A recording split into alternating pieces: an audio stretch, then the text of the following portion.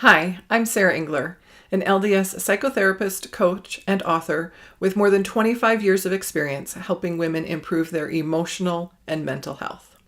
Welcome to Emotions 101. Here we're going to talk about why you've got emotions and what to do with them, especially those uncomfortable ones.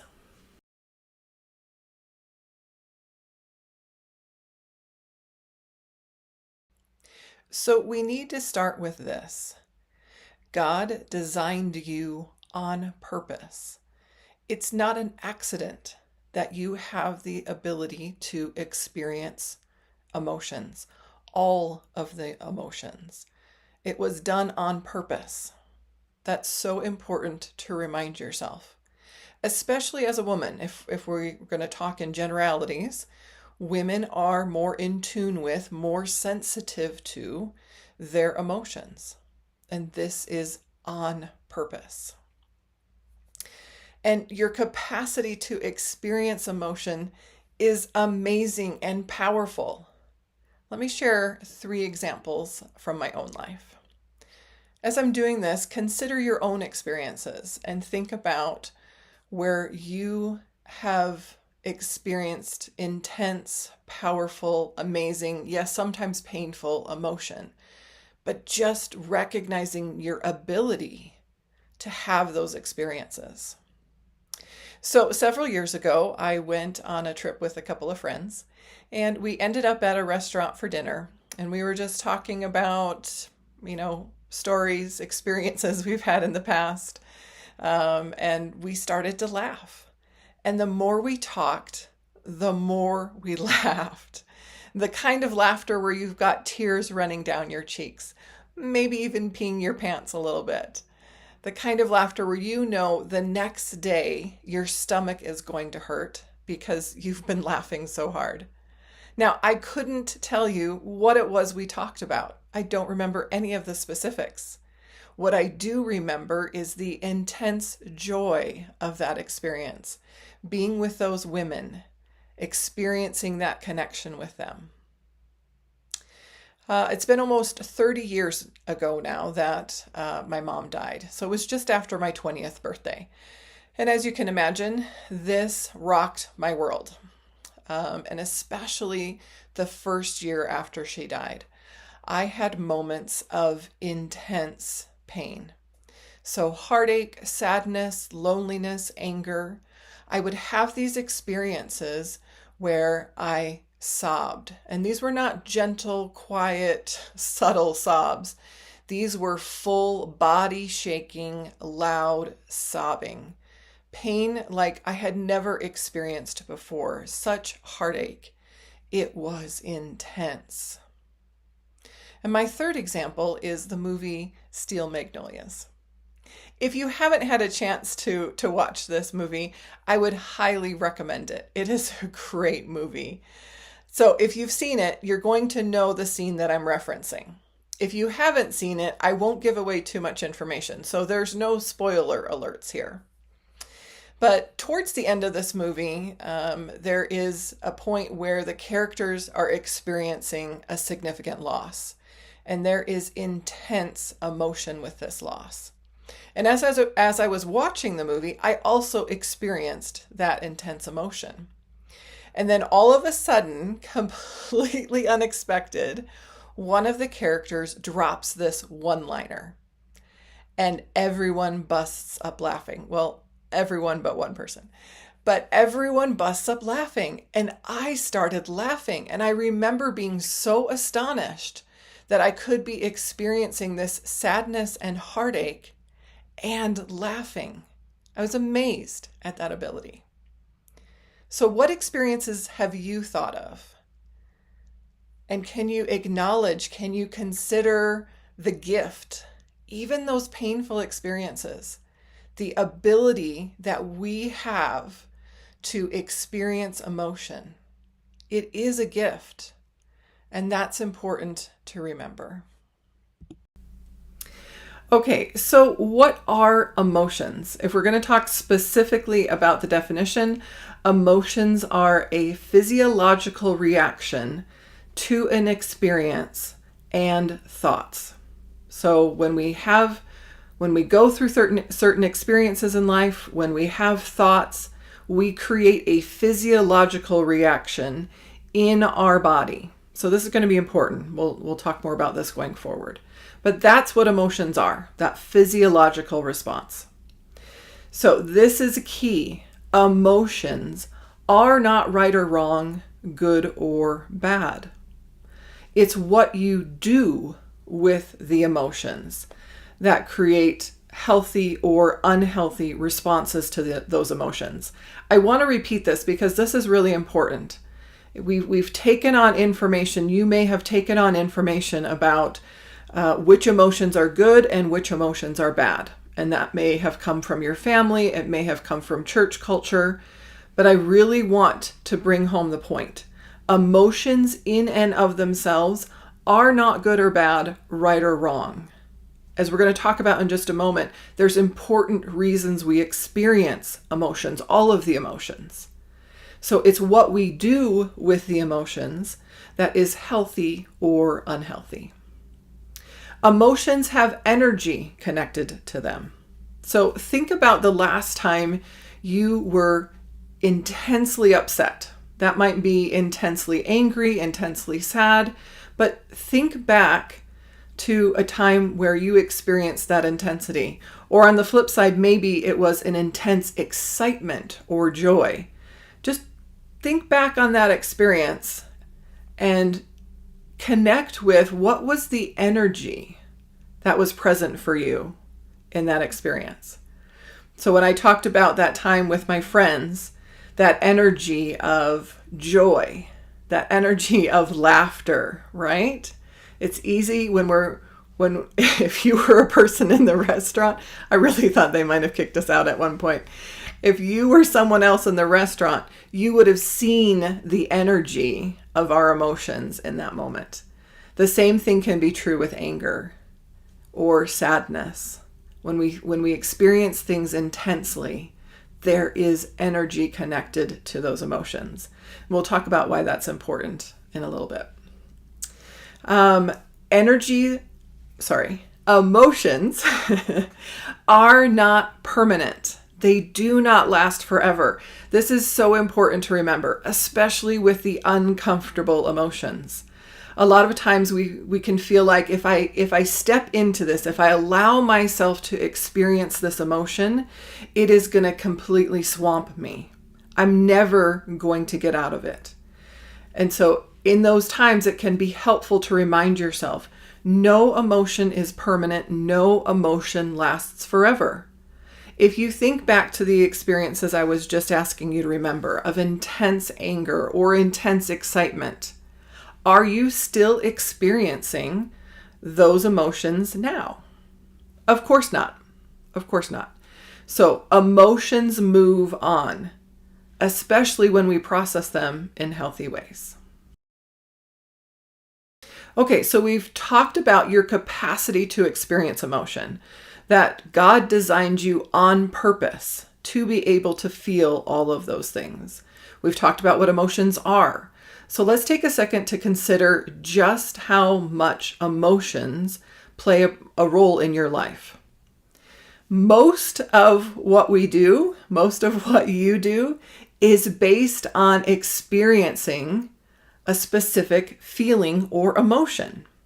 Think about the movies you choose to watch, the TV shows, the music you choose to listen to, the books you pick to read, where you choose to go on vacation, what you spend your time and money on. It's all about creating an experience for you or for the people that are doing the experience with you. On the flip side, if it's not about creating a certain experience, it's about avoiding an uncomfortable or unpleasant experience. So much of what we do is connected to emotion. The avoiding of the unpleasant, totally normal. It's a basic survival technique to avoid pain. So that's not something that you need to try and shift or fix, or that's completely understandable. It's just becoming aware of how much emotions play a role in your life. And here's the deal. In this experience, we are going to have uncomfortable emotions. It doesn't matter how righteous you are. It doesn't matter how well you're keeping the covenants you've made with your Heavenly Father. Part of this earthly experience is experiencing uncomfortable emotions. So I want to be careful that we don't connect uncomfortable or unpleasant emotions with I'm automatically doing something wrong. Again, we're going to talk about purposes in just a minute. But part of our experience is going to be uncomfortable emotions. And so we really need to know how to process those in a healthy way, what to do with them. And I'm guessing you probably haven't ever been given that information. It's not something we typically talk about. So this course is going to show you how to respond, especially to those uncomfortable emotions, in a healthy way. And next up, we're going to talk about the 4 purposes we have emotions.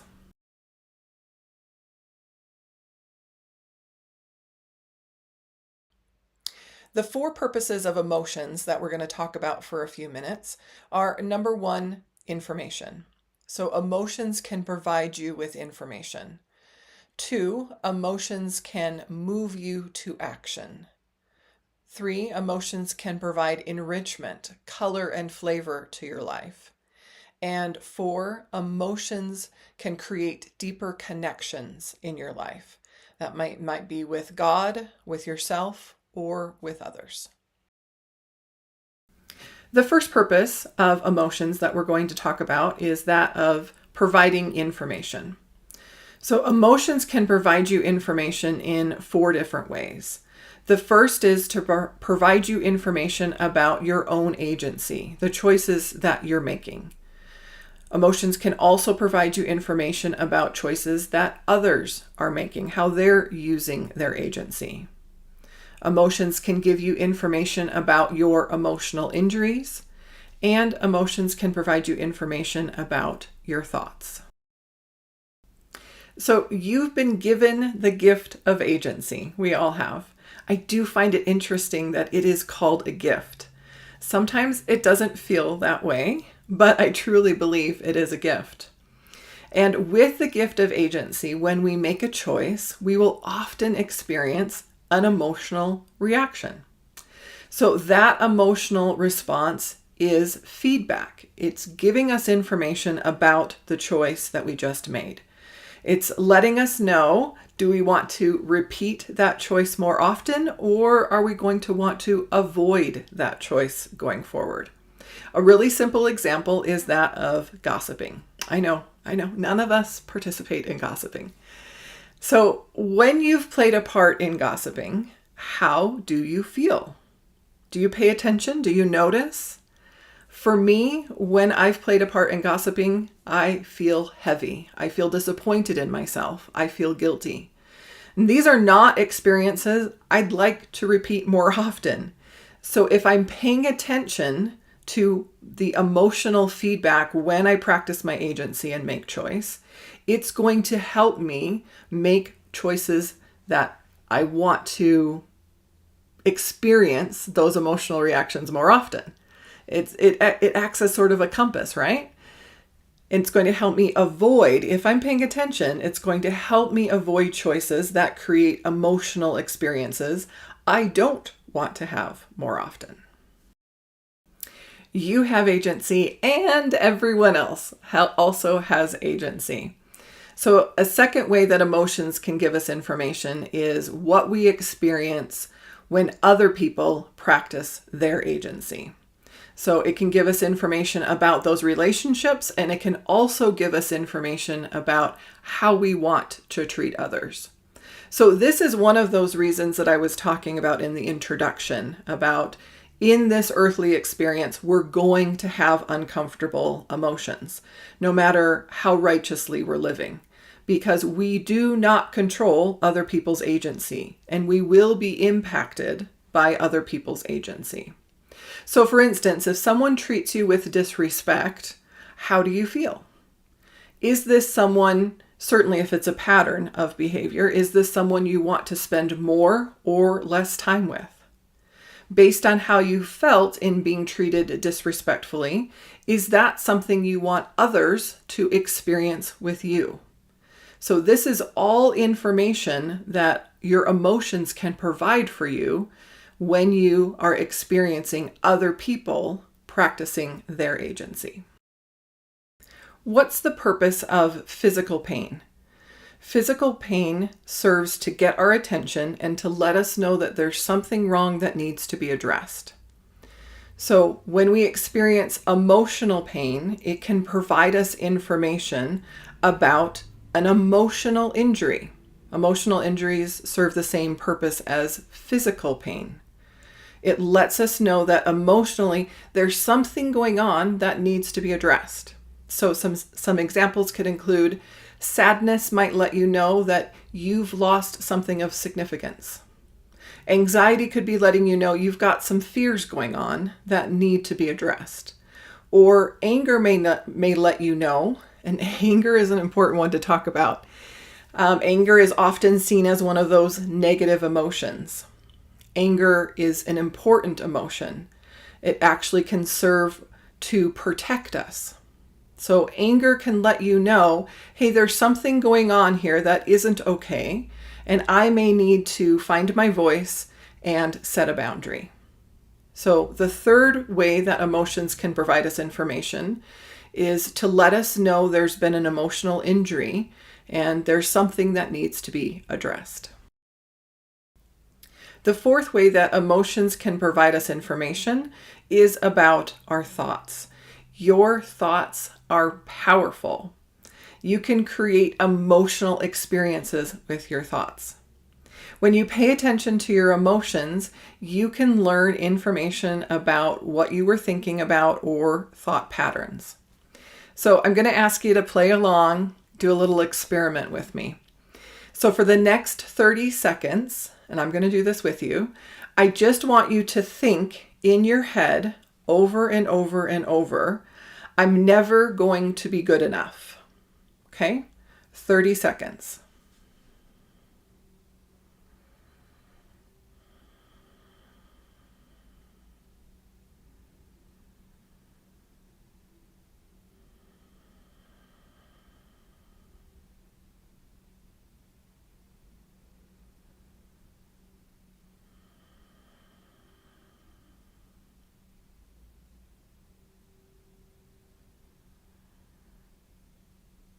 Okay, what did you notice happening in your body as you just repeated that thought in your mind?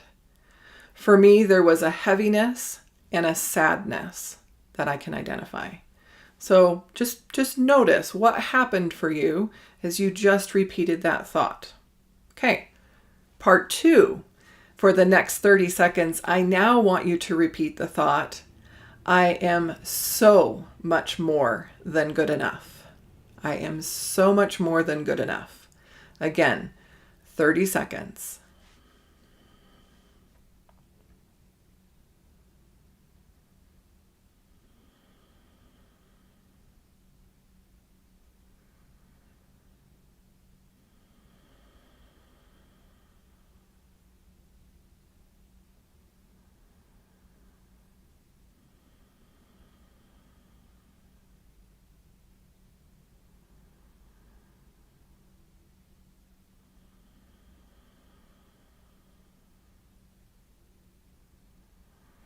Okay, so what did you notice in repeating that thought? I am so much more than good enough.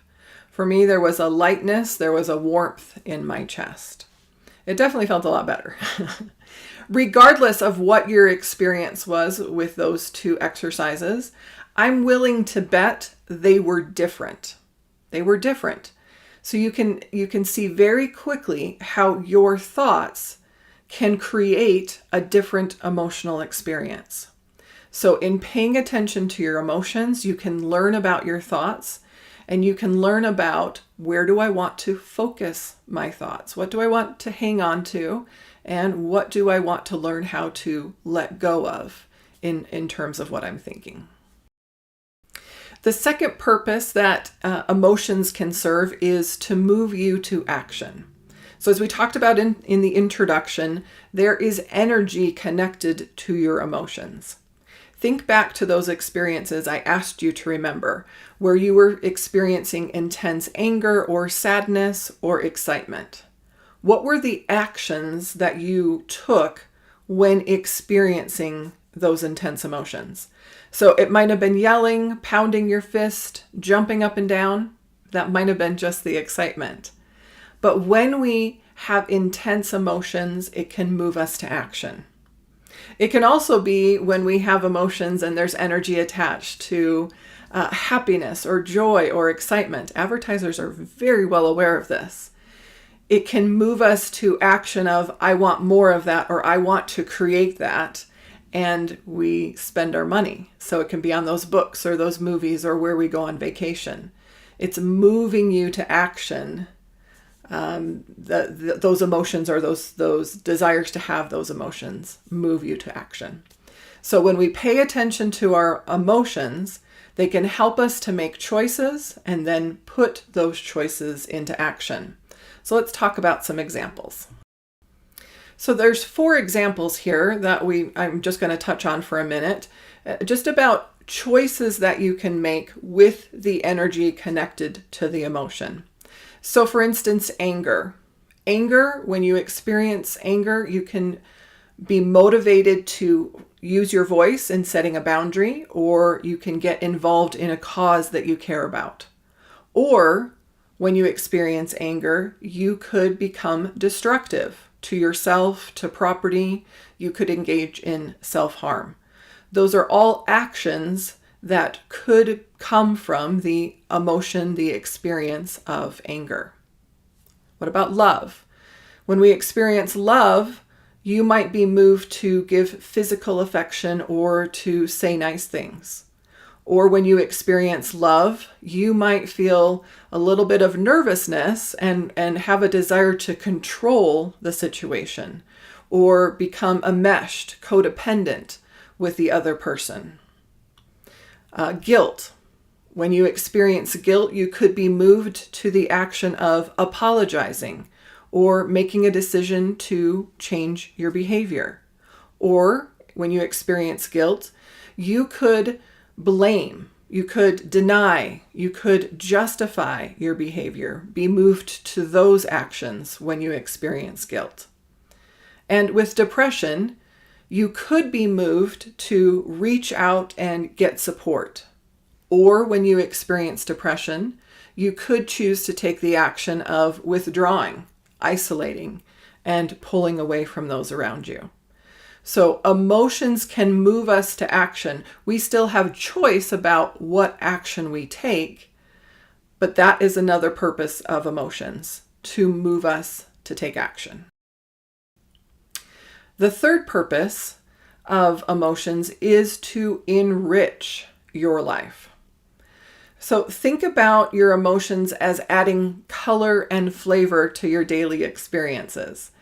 The different colors and flavors add contrast, and that contrast can create appreciation. I love this quote from Mark Twain. What is joy without sorrow? What is success without failure? What is a win without a loss? What is health without illness? You have to experience each if you're going to appreciate the other. So emotions can add that color, those flavors, that contrast to help us appreciate the experiences we have in life. Think about the following experiences. You probably haven't experienced all of these, but just think about which ones you've experienced or which ones have been most impactful for you. So the birth of your child, the death of someone you loved, moving into your new house, becoming an empty nester, your college graduation, starting a new job, your wedding day, or your favorite vacation. Now, I want you to think about that impactful experience and imagine that there were no emotions connected. So no stress or worry, no fears, no sadness, no loneliness, no joy, no love, no happiness, and no gratitude.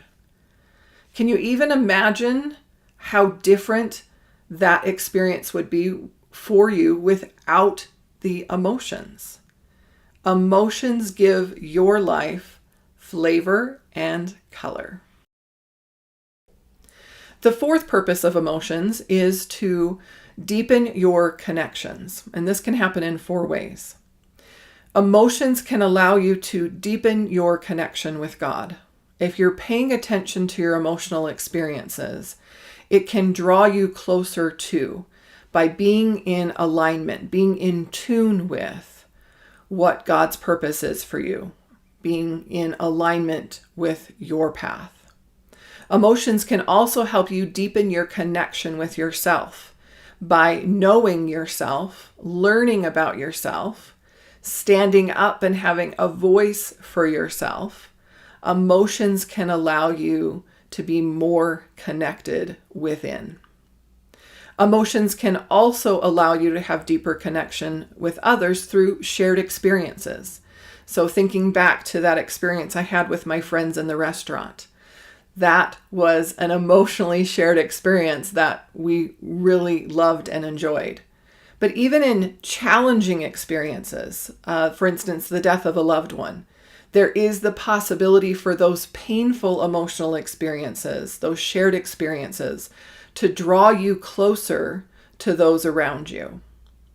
And emotions can also help you deepen your connections by having understanding of what other people are experiencing.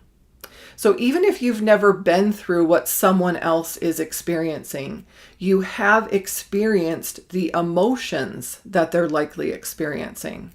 And so that can allow you to create space. It can allow you to relate, to support them in the experience that they're having, creating a deeper connection with them. Okay, so just as a quick reminder, the 4 purposes of emotions include: emotions can provide you with information. Emotions can move you to action, help you make choices. Emotions provide color and flavor, enriching your life. And emotions can help you have deeper connections with God, yourself, and others.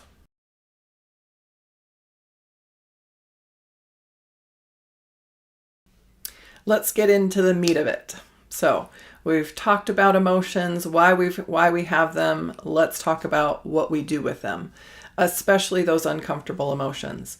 And we've learned we're all going to experience them because other people have agency, and we will have emotional experiences based on their choices. We will also experience uncomfortable emotions just as a part of moving through this life. For instance, when someone we love dies, when we become empty nesters. So just by experiencing, moving through this life and having experiences is another reason we will all experience uncomfortable emotions at time. Okay, so what do we do with them? It's a 3-part process. The first is to notice and name your emotions. The second is to allow yourself to experience your emotions or feel them. And the third is to express your emotions, ideally in a healthy way.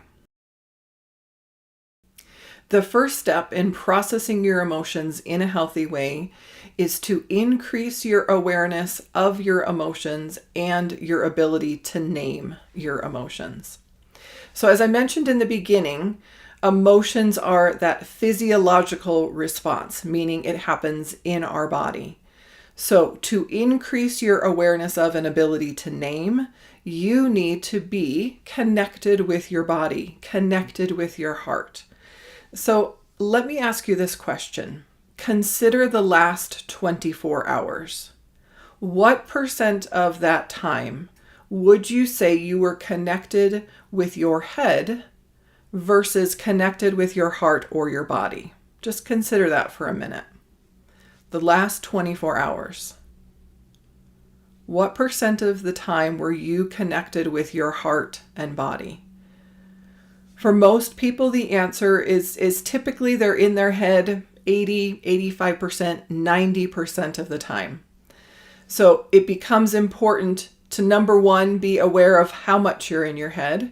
And number two, understand, okay, how do I shift more often to be connected with my body and my heart? This is one way to practice increasing your awareness, or in other words, being more connected with your heart and body.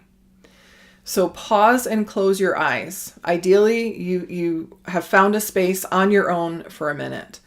Pause, close your eyes, take a deep breath, and shift your focus from your mind down into your body. Drop down into your body, connecting with your body. And notice, what emotional experience are you having in the present moment in your body? And then, if possible, name it. So that's the process. You do have to pause and be intentional. On purpose, I'm pausing, taking a deep breath, shifting out of my head, and getting connected with my body. A second way to increase your awareness and your ability to notice and name your emotions is when you are having an intense emotional response. So again, notice, pause, shift out of your head, down into your body, notice where you're experiencing, what you're experiencing, and name it if possible. So this one's challenging, especially if your emotions are really elevated. It can become challenging to catch it and pause during the experience. And this is a third option. And honestly, this might be the one that happens most often for people. So after you've had an emotional reaction or response, like I said with the last exercise, it can be challenging in the moment. So after you've had the experience, the emotion has come down, walk back through the experience and see if you can recognize what was happening in your body. See if you can name what the emotion or emotions were that you were experiencing during the emotional experience. So you aren't always going to be able to name your emotion, and that's okay. Don't stress about that. The more you practice this, the more often you're going to be able to name your emotion.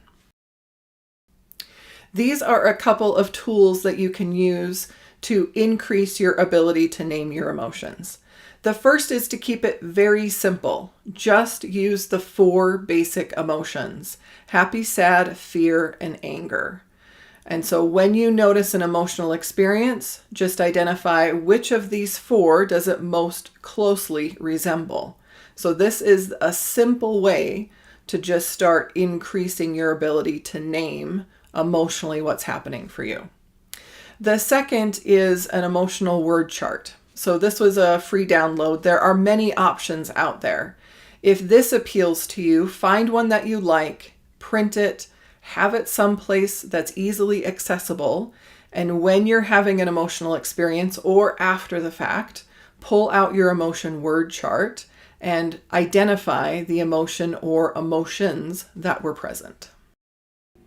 This is a third option for increasing your ability to notice and name your emotions. So this is obviously a more extensive word list. Now, I've characterized these generally speaking, so you may find that some of the words, some of the emotions on the comfortable word list are actually uncomfortable for you, and vice versa. Again, this is not hard and fast. This is a generalization. So these are included in your course. You can download and print these. Again, have them someplace easily accessible. The more you practice noticing and naming, the better you're going to get at it, and the more quickly you're going to be able to do it. The second step for healthy emotional processing is the experiencing of your emotion. Are you aware of the reaction you have to your emotions, especially the emotions that are uncomfortable for you? Do you judge the emotions and say something to yourself like, I shouldn't be feeling this, or it's not Christ-like to feel? Or do you minimize your emotions, saying, someone else has it so much worse than I do, I shouldn't be feeling this way? So responding to your emotions with judgment is going to keep you from processing them in a healthy way. Instead of judging your emotions, trying to talk yourself out of it, or ignoring your emotions, I would suggest you do two things. The first is give yourself permission to have the emotions. Remember, right from the beginning of this course, we talked about God designed you on purpose. You're supposed to have emotional experiences. Give yourself permission. And second, get curious. Get curious about why the emotion is showing up. Okay, so number one, permission. What does that look like? So giving yourself permission can sound like, I'm allowed to feel, or it's okay that I feel, or it's understandable that I feel. So for instance, if you experience being rejected by someone, isn't it understandable that you'd have emotions of hurt, sadness, and anger? If you experience a failure, isn't it understandable that you'd have emotions of disappointment, embarrassment, and frustration? Keep in mind that you're not always going to know why you're experiencing the emotions that you are. That's okay. It's normal. It doesn't invalidate your emotional experiences. It's still important for you to walk through this process, even if you're not sure why you're feeling what you're feeling. After giving yourself permission to have your emotional experiences, get curious. And there's a couple of different ways that you can do this. The first is try noticing the characteristics of what you're feeling. Where in or around your body you're experiencing that emotion. Does the emotion have a color, a texture, a temperature, a weight? Just by answering these questions, you're leaning into the emotion rather than pulling away or withdrawing from the emotion, which is often our natural reaction when we experience something uncomfortable. The second way you can get curious is to talk to your emotion. Try asking your emotion, why are you trying to get my attention? What is it that you want me to know? Listen for the information or the answers, not from your head, but from your internal knowing. Open yourself to additional information about why you may be experiencing what's going on. Again, this process draws you into leaning into the emotion rather than pulling away from. So we've talked about noticing and naming your emotion, allowing yourself to experience your emotion. The third step in healthy emotional processing is to express your emotion. So we talked about there is energy attached to emotion, and we've talked about that energy will often move us to action. So this expression of emotion is often something physical. Want you to be very clear that this is a critical part of emotional processing. That energy needs to be expressed in order for the process to move forward and the emotion to move on. When you're in the habit of ignoring your emotions or not allowing yourself to express your emotions, ideally in a healthy way, it becomes problematic. That energy has no place to go other than getting stuck in your body. Okay?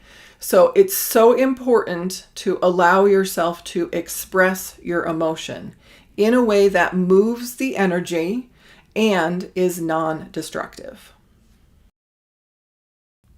So this is a list of examples, healthy ways for you to express your emotions, to allow that energy to be expressed in order to move on. This is certainly not an exhaustive list, but it can include things like going for a walk or a run, crying, journaling, being creative in some way. So that could be a piece of artwork or poetry or a song. This is going to be specific to you. By practicing, by trying out different forms of expression, you're going to find the ones that you most connect to. So play with this, try these. As I said, there are certainly other things that you can add to your own personal list, but the key is your emotions need to have expression, need to be expressed. Okay, so that's it. Those are the steps to processing your emotions in a healthy way. I know it's not simple, nor is it comfortable. I fully recognize. I want you to pay attention to when you walk through this process, how it feels after. Often, again, we have this natural inclination to avoid or pull away from our emotions. And what we're doing is actually prolonging our suffering. And so I want you to notice when you step through this process, how different does it feel when you're on the other side of it?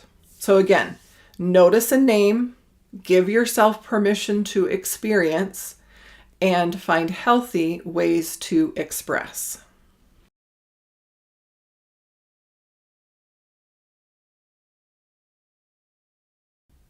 Let's review the key points of our Emotions 101 course.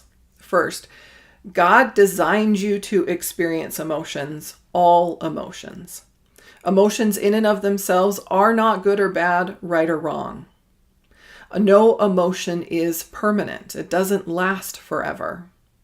Emotions serve many important purposes. We've talked about 4 of the main ones today. You can't logic your way through emotions. This process doesn't just happen in your head. You need to be shifting down into your body, connecting with your body and your heart. To process your emotions in a healthy way, it's that 3-step process that we just talked about. Notice and name, experience, and express in healthy ways. So please remember, if this is not a process you've been practicing, expect that it's going to feel awkward and uncomfortable. It's okay. It's normal. Like with any new skill, the more you practice it, the better you're going to get at the process. So here are some ways that you can practice what we've talked about.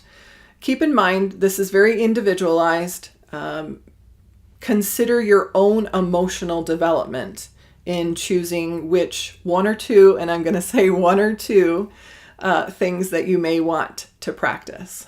So the first is notice what reaction you have to your emotions.